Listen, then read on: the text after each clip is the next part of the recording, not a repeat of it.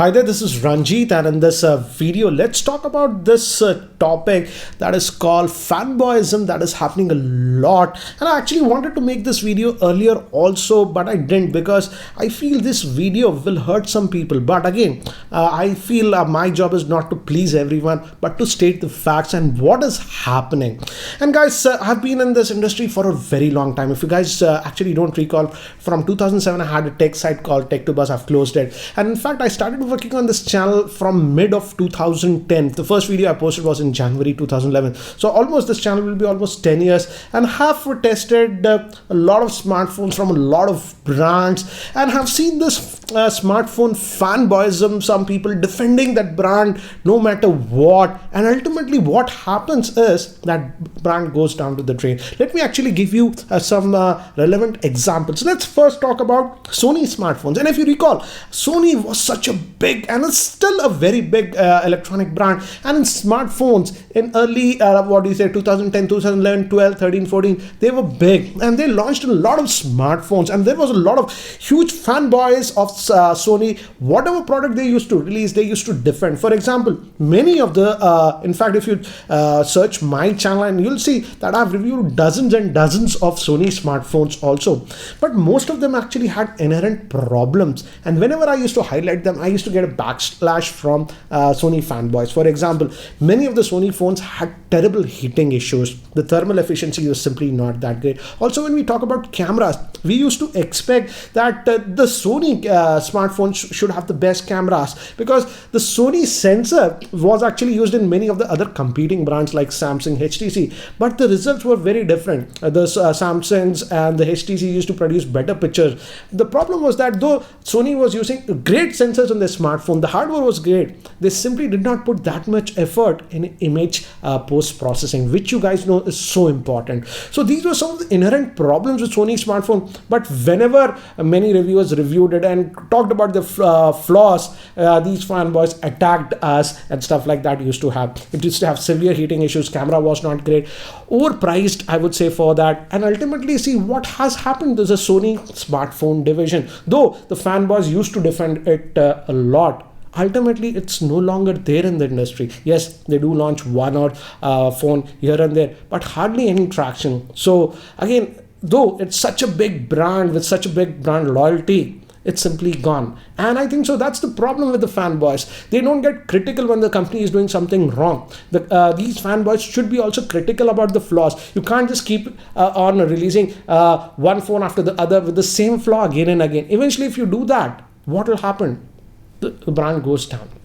And next, let's talk about this iconic brand that is Nokia. We know Nokia. I've grown up with Nokia. I had many of their Asha phones, the Express Music phone. In fact, I'm a fan of Nokia. For example, if you recall, this is the revamped Nokia 3310. When it came out, I got this. So again, I like Nokia as a brand. And they had moved eventually to Android. And I was very excited. And I reviewed quite a few of their Android smartphones, though they were good. But again, I felt, and guys, this Nokia is very different. This Nokia is actually HMD Global. This is a Chinese company, and handsets are manufactured in China.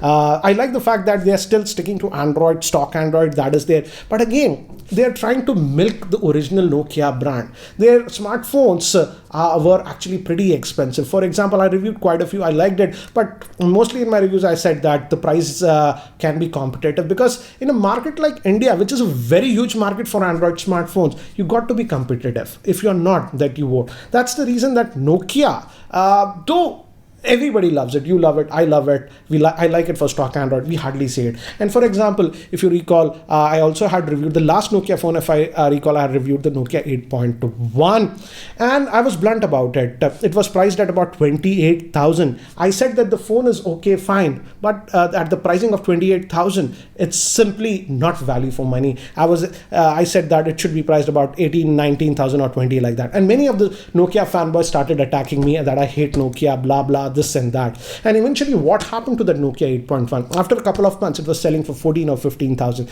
And in fact, that the handset had problem. I review a lot of smartphones. Within a month of usage of the Nokia 8.1, in fact, I said that in my review, the paint was also chipping out. And so that is quality control. You don't expect to charge a huge premium when you have problems like that. When I highlighted, many of the Nokia fanboys actually started attacking me. So again, this is the problem that I have with fanboys. Defend a brand, but don't defend it blindly, that the brand just tries to look at the fanboys and tries to defend itself. What happened to Nokia right now? Yes, it's there. They do release smartphones, but what is the percentage of the market that they're having? They're hardly having any market.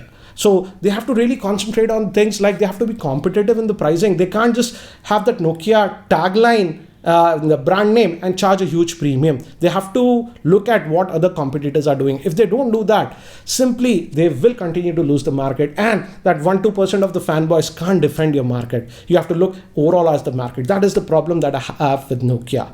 And you simply can't charge a bomb and just after 6 months reduce the price to half. That simply like destroys the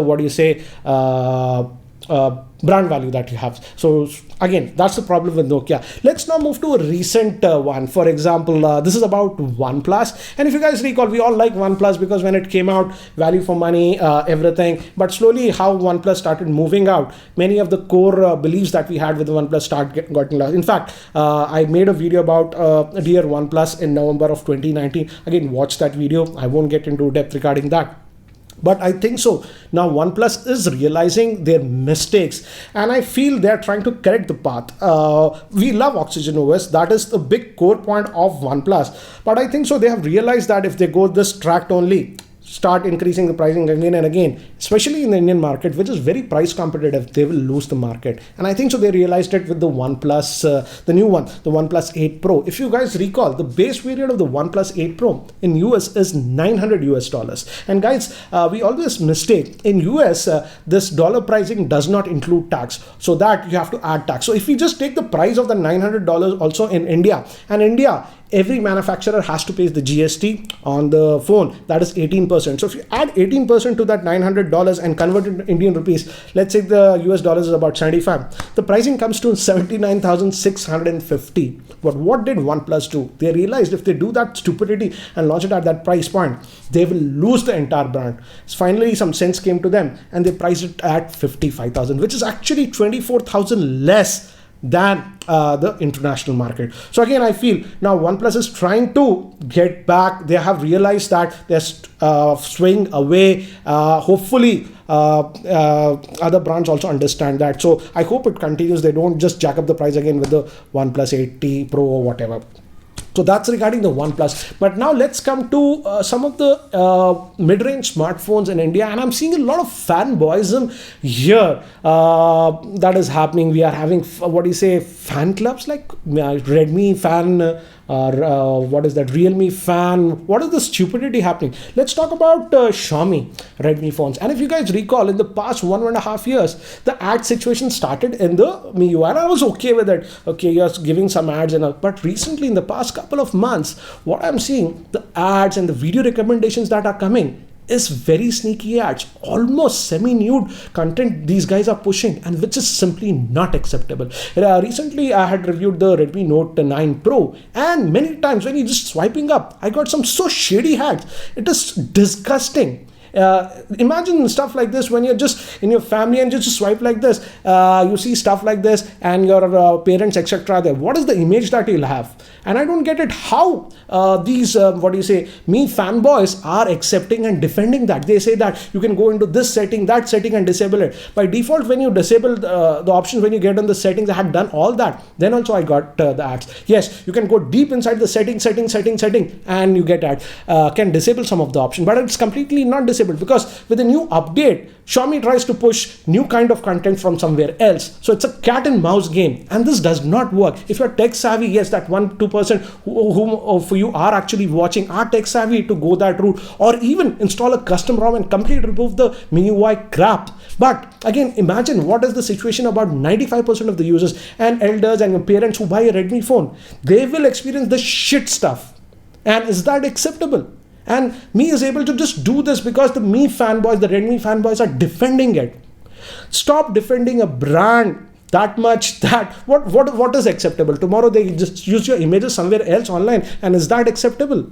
Right now they are showing almost semi-nude stuff video recommendations and stuff like that. Is that acceptable? Imagine the level. And this has to stop. And they are continuing to do this because that there is a small percentage of that Me fan, Redmi fan, etc., who try to defend it. In fact, I would say that inside the Xiaomi family, we have the Poco brand. But the Poco brand on that, we don't get shit like this. In fact, I had met Manmohan and I asked him specifically, will the Poco get shitty stuff like what we are seeing in Redmi? The ad recommendations, the shady stuff. He said that, no, we don't do that. And that is the reason on Poco, though it's using the MIUI, you don't get that. So it's that on Poco, they took a decision of not having that crappy stuff. But what about the Redmi stuff that most of the users buy? They are getting that stuff. So it's up to your fanboys. You guys are accepting this crap and everybody is getting. And this shady stuff of ads and stuff is increasing now. For example, Samsung has started some sort of recommendations, but it's not as bad as what Xiaomi is doing. Even Realme has done it, but at least they have an option of right now one click and you get it disabled. So I hope you fanboys or Redmi fanboys, whatever you guys like to call, stop defending it. And when things like this happen, it is plain wrong, simple as wrong. It simply does not have to come. And in fact, if Me is putting out ads, they should have a division there in their firm where every ad, whatever is approved or that video recommendation is approved, it has to be approved by a person. And the simple logic they have to use is that person okay if his parents see that ad or that video. If he thinks that it's okay, then it should be allowed. Otherwise, it simply should not be allowed. This is not acceptable, because if we continue to support this shit, it is getting shittier and shittier. And when and at where will it stop now? In fact, I really hate the point of these brands. These brands are very smart. They have created things like that Me Fanboy, Redmi Fanboy, Realme has also started fan club. What is the stupidity? Why are you defending brands? And they put out these fanboys in front and they try to fight stuff. And that is not the solution, because that is a very tiny group. We are defending the brand and stupidity what they are doing. And simply these guys are very vocal on social media, so everybody looks at them and the brand thinks, oh, these 1 or 2% of the people are like okay with that, so let's continue and let's keep on doing shit and shit. But eventually what will happen? What happened to big companies like Nokia, Sony, etc.? Because the majority of the population is fed up with this, and once they there is a ticking point everywhere. Once the general population says that enough is enough, then your brand is destroyed. And coming back out of this is very difficult, because the kind of stuff that you're getting on MIUI, the recommendation and stuff, is really, really bad. It is borderline illegal stuff that they are pushing out. Anyway, so I hope if you're a fanboy of a particular, brand, think about defending a brand. If a brand is doing something wrong, be vocal about it. Just don't be blind to them and just start defending them in every aspect. Because if you do that, eventually the brand will fall down, because it will reach that ticking point when the general population will say enough is enough. So again, I hope brands also realize this. If they're just listening to that 1 or 2% of the fanboys and continue to do this shit, eventually your brand will be destroyed. And this ad situation, what is happening right now with Indian smartphones, has to just stop. This is not acceptable. Anyways, what do you guys think about this one? Do you agree with me or not? Do let me know in the comment section below. Anyways, guys, that's it for now. Thanks for watching. This is Ranjit, and if you guys are still not subscribed to my YouTube channel, hit that subscribe button. Anyways, guys, take care. Catch you later.